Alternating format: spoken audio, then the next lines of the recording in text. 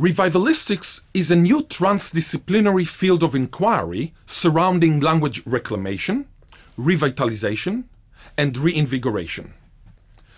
I mention these three re-terms because revival is on a spectrum between reclamation of a no longer spoken Sleeping Beauty language, as in the case of Hebrew, and Kaurna, the Aboriginal language of Adelaide, Australia, which we will discuss in weeks 3 and 4 respectively, as well as Barngarla, Wampanoag, Siraya, Mayamia. Through revitalization of a severely endangered language, for example Adnyamathanha of the Flinders Ranges in Australia, as well as Karuk and Walmajari. To reinvigoration of an endangered language which still has a high percentage of children speaking it, for example the Celtic languages Welsh and Irish, and the Romance languages Catalan and Quebecois French. We are talking about a spectrum rather than a discrete quantized system. Consider, for example, Te Reo Maori, the language of Aotearoa, the land of the long white cloud, also known by some Maori as the land of the wrong white crowd, that is New Zealand. Maori is somewhere between revitalization and reinvigoration. There are many revivalistic mechanisms that are common to reclamation, revitalization, and reinvigoration. For example, in all the three, we often neologize, coin new words for new concepts or for new technological devices. It would be helpful, therefore, for all revivalists to familiarize themselves with the various sources of lexical expansion or lexical enrichment. For example, phono-semantic matching, that we will learn about next week when discussing the Hebrew revival. In all the three types of revival, reclamation, revitalization, reinvigoration, we can use media and new media.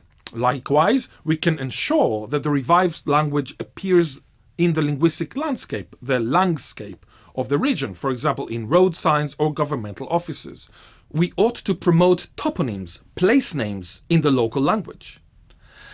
As you can see on the screen, in reclamation, revitalization, and reinvigoration, we can expand the use of the revived language to various domains and niches, for example, rituals such as funerals. We ought to promote cultural tourism, as well as local music and songs in language. But as you can see on the screen, there are differences too between reclamation, revitalization, and reinvigoration. For example, whilst in revitalization and reinvigoration we can use the master-apprentice technique, we cannot use it in the reclamation of a no longer spoken language. In the master-apprentice technique, we match an elder who still speaks the language with a youngster who does not. Whilst the youngster may assist the elder in daily tasks, the elder teaches the youngster the native tongue and the heritage encoded within. Obviously, the technique does not work when the language has already lost its native speakers, as in the reclamation case.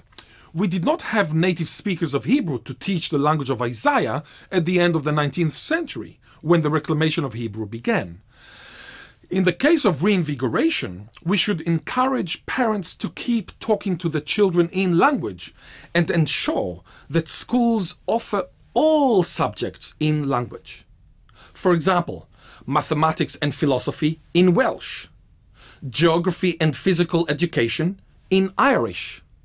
In revitalization and reinvigoration, but not in reclamation, we can encourage translation activities and interpretation services.